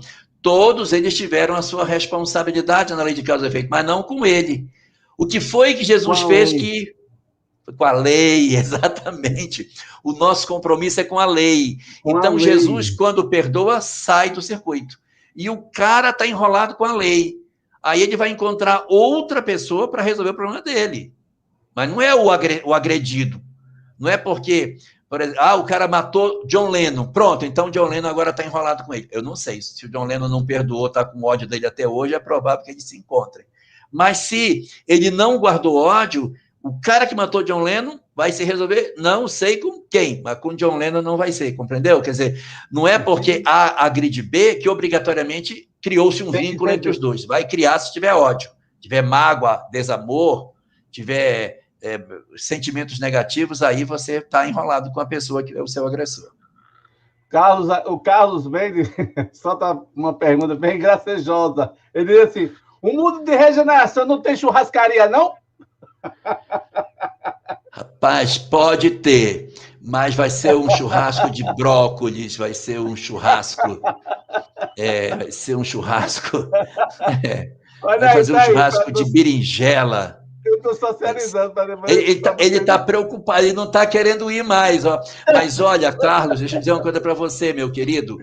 Não precisa esperar o mundo de regeneração, não. Lá em cima também não tem a churrascaria. Né? Pois é. Diante do que você colocou, diante de tudo que você expôs, pelo menos a minha visão tacanha de percepção... Laelder, tem uma pessoa na live, eu quero mandar um recado para ela. Solange Gurgax, de Rondônia, boa noite para você. Solange, eu perdi seu telefone, me dá um oi novamente, porque eu preciso conversar com você. Um detalhe, por favor. Obrigado. Vai, Laelder. As ordens.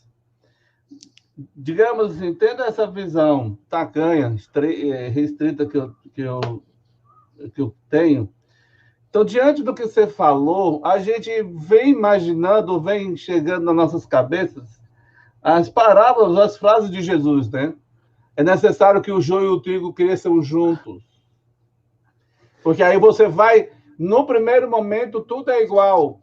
Tudo é igual. A distinção é como cada um enfrenta as intempéries, seria mais ou menos assim.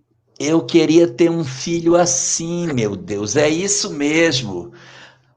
Quando, não sei se você já viu a árvore de joio. O joio, ele faz uma, eu esqueci como é o nome, não chama vagem, o negocinho do trigo e o negocinho do joio. Outro dia eu falei vagem, me chamaram a atenção, porque ela é uma gramínea, a gramínea, e a gramínea dá um outro negócio. Bom, aquela favazinha do trigo e a do joio. Bago. Eu vou depois olhar aqui, eu tenho aqui, eu vou achar. Eu acho que é bago. É idêntico. Não. A coisinha que aparece, aquele monte de mãozinha do trigo, é igualzinho do joio. Você olhando um e o outro, você não conhece. Aí você põe o joio na mão e você esfrega, ele vira só palha, ele não dá fruto. Quando você põe o trigo, que é igualzinho na mão, e você esfrega, a palha sai e ficam uns grãozinhos de trigo na sua mão. Então, a diferença do joio e do trigo é só quando você esfrega, para você poder saber o resultado que ele tem. Mais um sentido simbológico, né, Elahá, nessa percepção que você está colocando aí. Porque aí eu tenho como distinguir. Eu preciso, digamos assim, você precisa ser esfregado. Isso é a lida, o mundo. É o mundo, a dor, a experiência.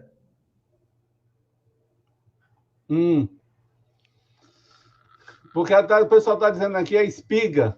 Espiga, Lahá. É espiga, isso aí. Espiga de trigo. Espiga de trigo. Quando a espiga do trigo você esfrega, aí ela dá os grãozinhos. Quando você esfrega a espiga do joio, não dá nada, ela não tem nada dentro. Espiga, maravilha, valeu. E só para a gente concluir, diante desse manancial de luz que a gente recebeu na noite de hoje, fosse por nós, a gente atravessava, ia competir com a eternidade, para ver até onde vai a nossa imortalidade, de fazer pergunta e resposta. Mas temos que respeitar o seu tempo, a sua capacidade, né? Até física. Eu estou percebendo que você está com um probleminha aí na garganta. É porque eu esqueci de trazer água, trouxe só um pouquinho e já acabou. Mas eu já melhorei da garganta. Eu já melhorei. Pode mandar bala. Pode mandar bala? Então, peraí. Então já vai agora. Tá certo. Ó, a nossa geração, a minha geração, vamos supor, é uma transição entre eu, meu filho e meu pai. Sim. Ok. O meu filho é uma geração de transição entre eu e o filho dele. Sim. Então, toda geração é geração de transição. Podemos dizer assim. Certo, mas a pergunta que se impõe não é essa, é a humanidade do seu filho tem os valores morais que a do seu pai tinham e a que a sua tinha? Você vai perceber que da sua geração para a geração do seu pai não houve quase mudança de valores, mas da sua para o seu filho teve. A sociedade dele é muito diferente da sua. Nesses 50 anos entre seu pai e seu filho, ou entre você e seu neto, você vai ver um abismo de conduta que não existe 50 anos para trás. Não há tantas mudanças. A nossa sociedade está num processo muito esquisito. Eu poderia dar vários exemplos de que indicam o processo de degradação da nossa sociedade, mas eu vou dar só um. A música. Dê uma olhada nas músicas que você cantava na sua juventude e olhe as músicas que tem hoje. A arte indica quem nos inspira. Olha quem inspirava lá atrás e olha quem está inspirando hoje. E observe as músicas que seu pai ouvia, como elas também eram bem inspiradas.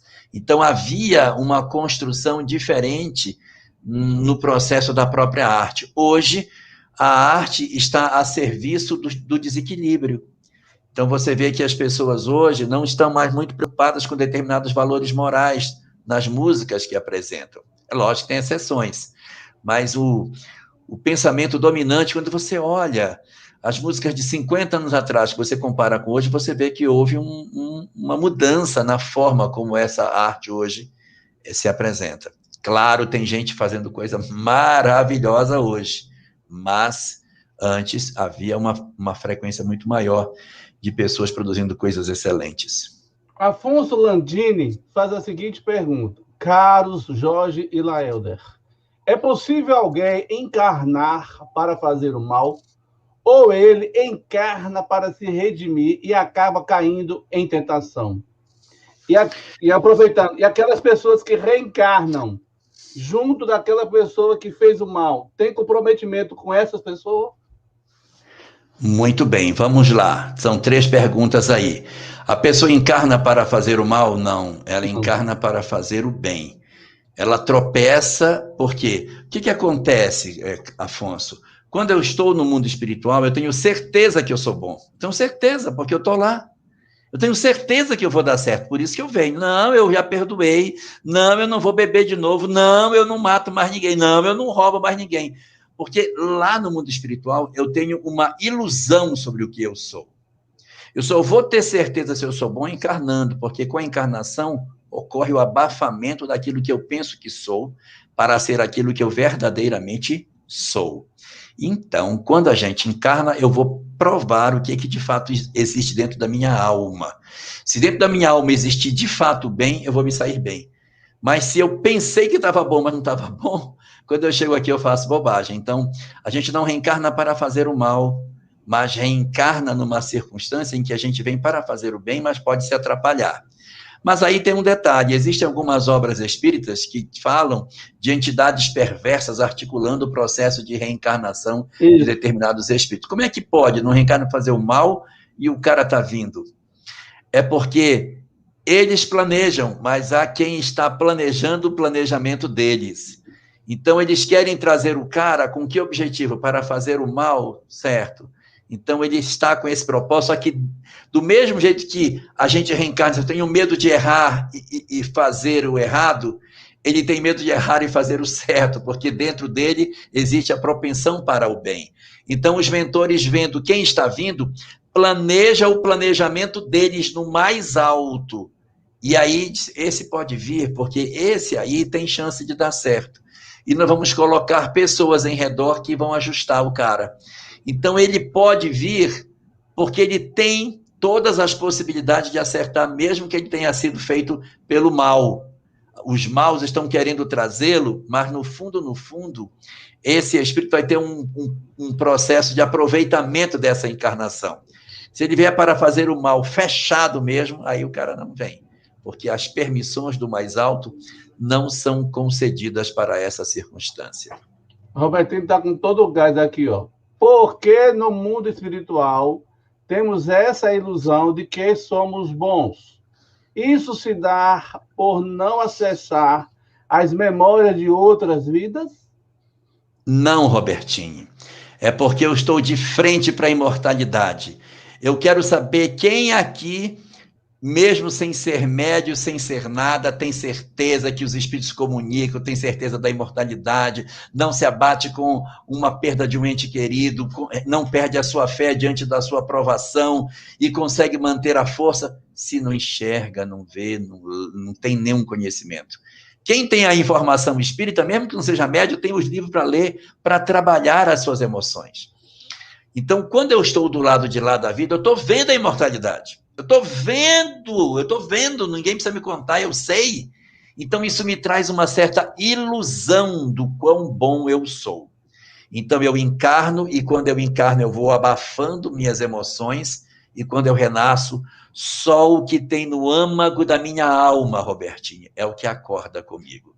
O que eu pensei que eu fosse, ficou no adormecimento do processo reencarnatório. O corpo, ele restringe essas características, e só quem é verdadeiramente compromissado com o bem é que tem essa força interior para fazer as coisas independente do mundo materialista no qual a gente vive. É por isso que há essa ilusão no mundo espiritual para o mundo corporal. Outra pergunta de Jailson. No momento atual, ainda existe encarnação compulsória? Sim. Essa fica a pergunta. Sim, a encarnação compulsória é aquela na qual outra pessoa se compromete na vinda do outro. Ué, mas ele não tem que decidir? O outro avalizou, assume parcela de responsabilidade. Quando eu intercedo por alguém, eu puxo para mim parcela da responsabilidade do outro. Então, alguém vem em reencarnação compulsória e quem é o avalista? Porque não vem sozinho, não, está compulsório. Quem é o avalista dele? O avalista é o que vai ter as responsabilidades. Ué, mas o cara vai só vir para poder ficar respondendo pelos outros? Tem sentido? Tem. Porque se ele conseguir que esse se transforme, ele ganha méritos. Então, é bom para ele, é esforço, é dedicação. Então, eu quero essa missão. Bota ele comigo que eu vou levar. Mas ele vai ser um filho rebelde. Não faz mal, deixa comigo que eu dou meu jeito. Eu vou levar ele comigo. E traz. E aí ele vem, vive com esse filho. O filho é rebelde, que é uma coisa. A mãe cuida, mas ele não ouve. E aí você diz, aí perdeu a encarnação. A mulher veio, sofreu igual uma louca.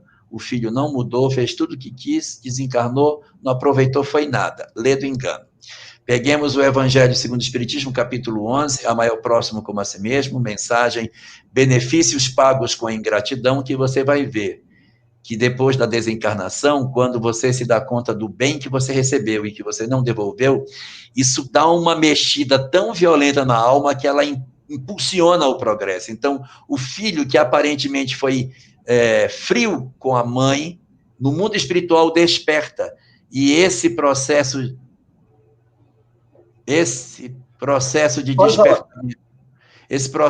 despertamento que ele passa no mundo espiritual faz com que ele acelere o seu mecanismo evolutivo. Se ele ficasse lá, não tivesse tido essa experiência, ele não teria tido essa mola propulsora do progresso dele. Então, um benefício, como dizem os espíritos nessa pergunta, um benefício nunca se perde. Vamos lá. Tem mais.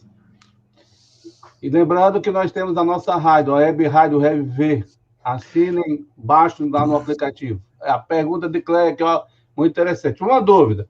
Como fica a alma dos sociopatas? Já que não tem consciência da maldade, não tem sensibilidade. Eles não se arrependem de nada. Se não se arrependem, como mudam? Boa noite, Cléia Castro é de Salvador. Isso. É de Salvador. Está sempre com a gente nas lives. Cléia, a primeira coisa a perceber, ninguém se torna sociopata do nada. Ele é sociopata porque ele tem uma história anterior que bloqueou o sentimento dele. Então, ele vinha numa caminhada, algo aconteceu, ele se traumatiza e fecha a comporta do sentimento.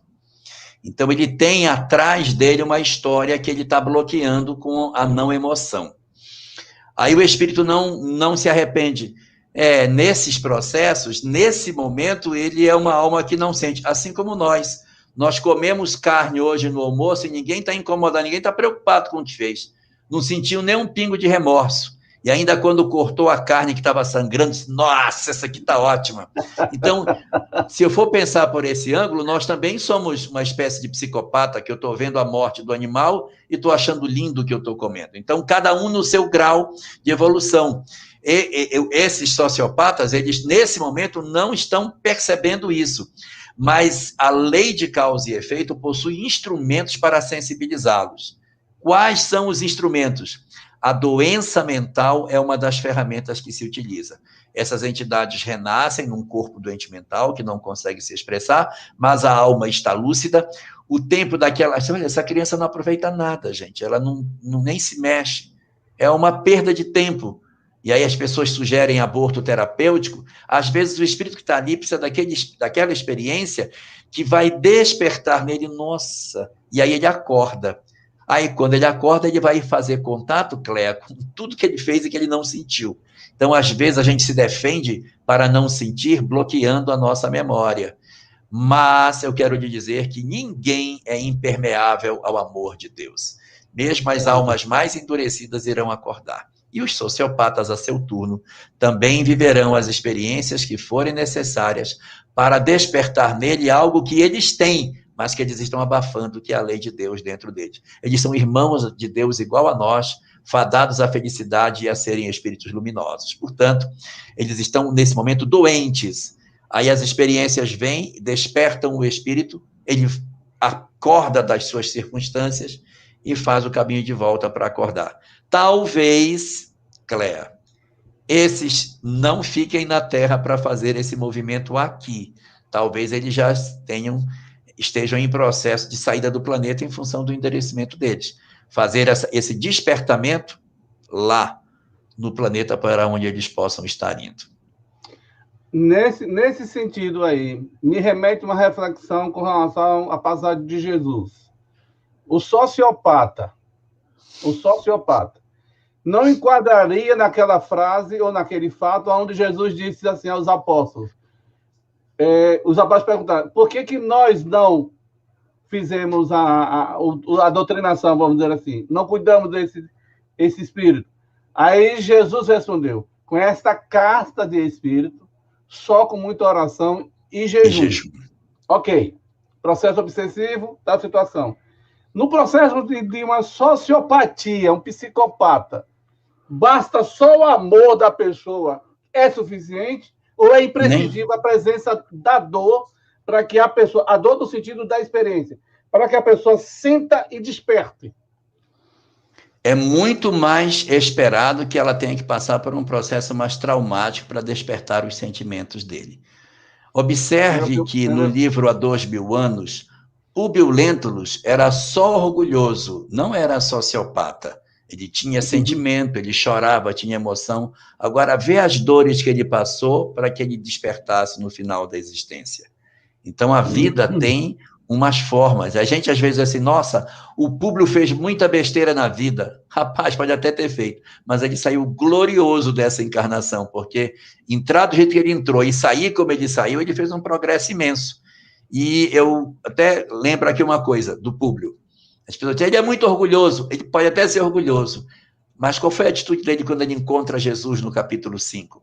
Ele se ajoelha, ele reconhece a autoridade desse homem. Então, ele está numa condição melhor do que os soldados, do que Pilatos, do que Herodes, que lhe afrontaram com ele e em nenhum momento sentiram a autoridade espiritual dele. Então, o Públio já era uma alma mais sensível um pouquinho. E aí, passou por uma série de sofrimentos para poder sensibilizar. A dor tem um excelente poder pedagógico para as almas endurecidas. Certo. Silvana Azevedo, ela faz uma pergunta e depois complementa, concluindo, colocando melhor a palavra. Boa noite. Quer dizer, por exemplo, Silvana Azevedo Junqueira Balsamão, Hitler veio com a possibilidade de fazer o bem, aproveitar a reencarnação que teve, mas, né, ela botou caiu, mas ela contornou a frase. Sucumbiu ao mal? Não só ele, como todos os demais. Eles vêm, assumem o poder e fazem bobagem. Você vai encontrar uma mensagem sobre Napoleão na obra, acho que é Cartas e Crônicas ou Contos e Apólogos, do irmão X, aonde Napoleão encontra com Allan Kardec e ele faz um compromisso de que ele ofereceria as condições para que a França pudesse ser o espaço ideal para que isso acontecesse, mas ele se corrompe no processo da violência que ele exerce quando assumiu a condição de imperador da França. Então, os governantes, eles não reencarnam para fazer bobagem, mas eles se atrapalham no meio do caminho e fazem muita besteira. Agora, o povo tem parcela de responsabilidade, tá? Jorge, eu tenho uma dúvida que para mim fica difícil de aceitar ou entender. Vamos lá. Judas traiu Jesus. Traiu. Reencarna como Joana d'Arc. Tá.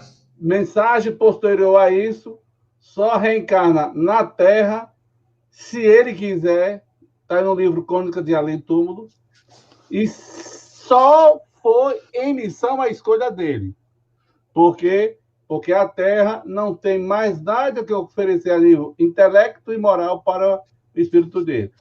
A minha indagação é, como é que o espírito sai de um processo de, digamos assim, de trair Jesus? Reencarna, não sei qual foi a reencarnação que ele teve antes de Joana d'Arc. Ok.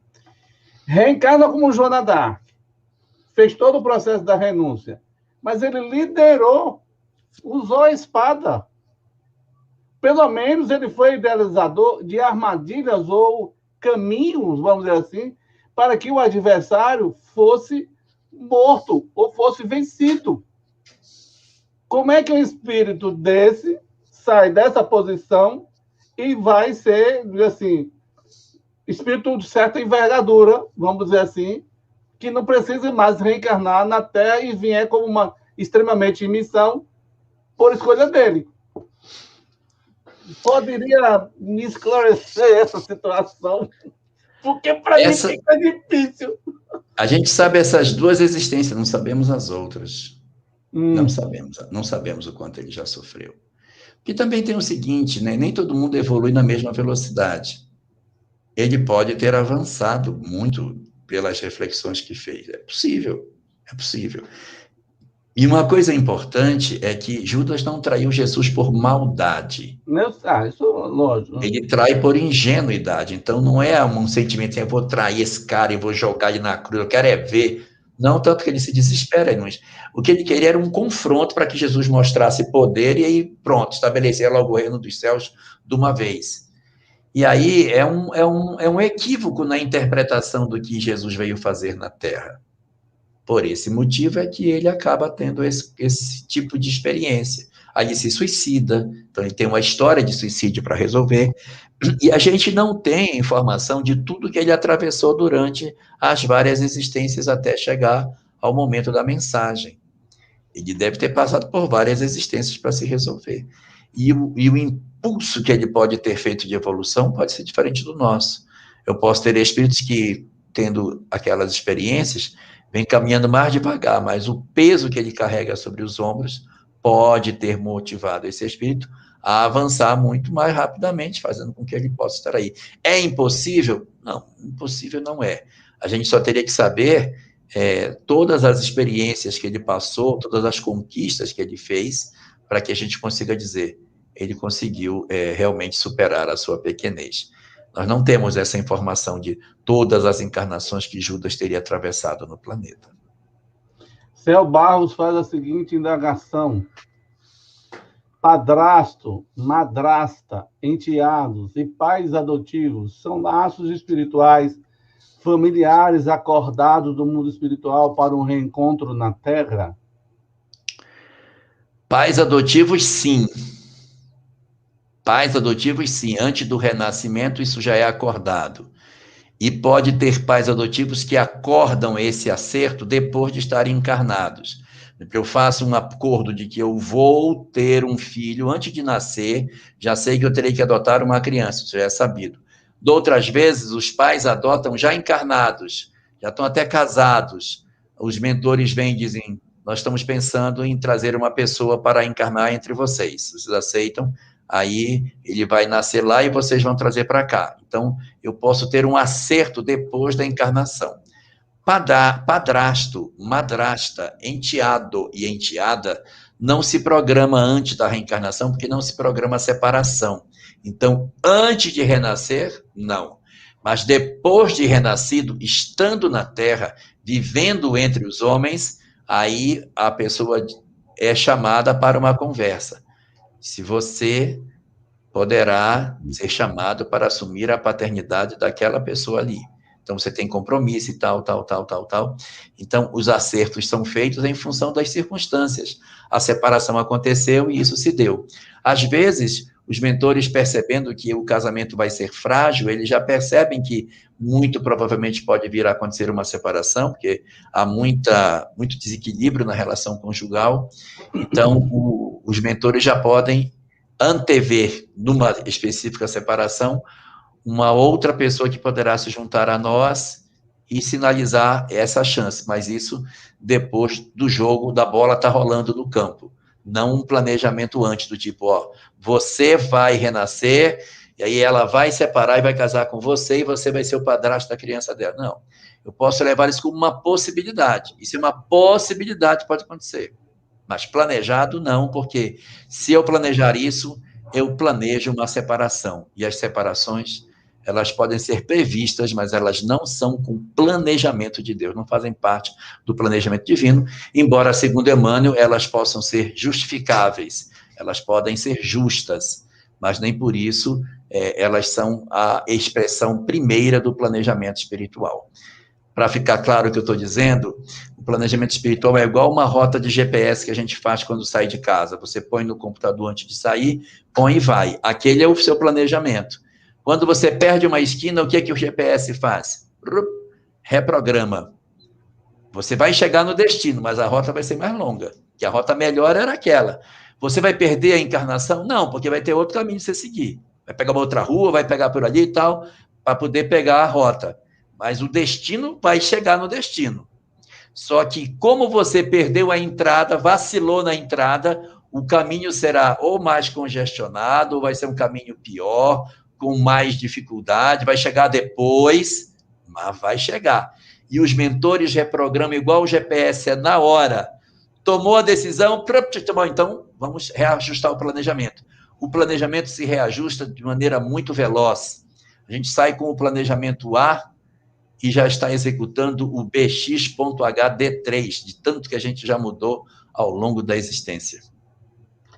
Tá pior que praga do Mercosul. A gente está reprogramando demais.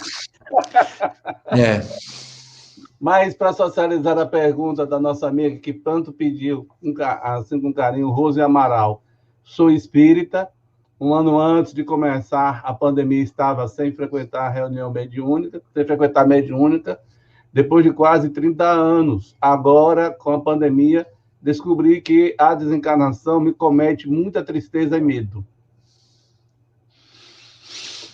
Isso, nós todos somos frágeis. A gente não pode pensar que o conhecimento espírita nos impede de termos a sensação do sofrimento. Não. Nós sofremos. Agora, uma coisa é o sofrimento, a outra é a infelicidade, porque a dor, ela nos alcança. Você perde um amigo, perde um parente, perde o amor da sua vida, perde um filho de Covid, dói pra caramba, dói muito. E não é porque você tem conhecimento espírita, até porque o conhecimento espírita não é para deixar a gente psicopata. Não senti nada, minha mãe desencarnou. É para sentir sim, é para sentir dor, é para sentir saudade, é para não se desesperar, para não... Mas é para sentir dor, né, Jorge? Como espírita, né?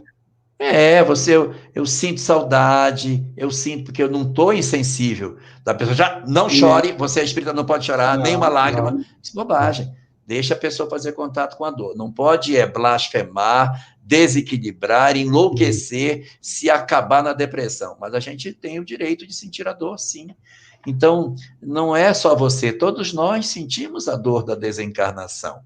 É lógico que quanto mais a gente conhece a doutrina espírita, mais força a gente tem para mais prontamente se levantar num processo de perturbação que decorre por conta disso. Tá bom? A última pergunta, feita por Dice Pereira Santos, remete à questão de Judas. É referente à malhação de Judas. Tem alguma consequência espiritual? Tem para quem faz. Isso. Tem para quem faz, porque ainda está preso no ódio, na intolerância. Porque o Judas mesmo não está nem aí mais para isso. Agora, nós demonstramos quem nós somos com esse tipo de prática. E segundo conta no livro Crônicas da Além Túmulo, na entrevista que se faz, ele periodicamente, ele vem nesse período, se aproxima da Terra, para ele poder fazer a reflexão profunda.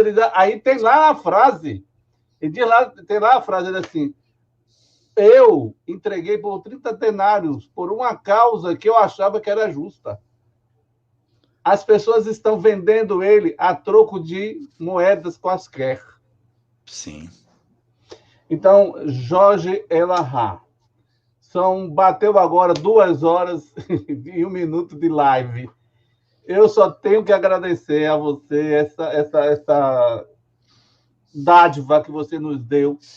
Para mim, isso foi um presente enorme. A gente agradece de coração. É um Tá. sentimento de gratidão que a gente tem por você. É aquilo que todos nós, enquanto Reviver, deseja para você, do fundo do nosso coração, desde o momento que você adentrou na nossa casa via realidade virtual. Só temos que agradecer e faça as suas considerações finais. Vai Muito lá, bom, né? Jorge. De tudo que nós conversamos, o essencial do essencial, de tudo que a gente já falou, é que a gente perceba que nós temos que mudar. Não tem jeito. Não existe outra forma de alcançarmos a felicidade se não for através da nossa mudança. Não é o conhecimento simplesmente que nos transforma, é a aplicação do conhecimento na prática. E que a gente exercite isso no espaço miudinho das nossas vidas, dentro de casa. Que a gente escolha a nossa família como o espaço ideal para viver todo o amor que a gente já é capaz de viver. Que a gente entregue as nossas vidas para esse movimento de amor, não na expectativa de que encontremos familiares perfeitos, mas aceitemos a família que a gente tem. E amemos as pessoas que estão conosco, mesmo com as imperfeições que elas possuem. Porque uma das coisas mais belas do ser humano é o dom de amar aquilo que é imperfeito. Que a gente se esforce nesse sentido, para que as nossas relações familiares do amanhã, no mundo que a gente está construindo de regeneração, possam ser relações ainda muito mais felizes, muito mais plenas de afeto e garantindo a nós, desde já, a chance de sermos felizes, apesar das imperfeições que a gente possui.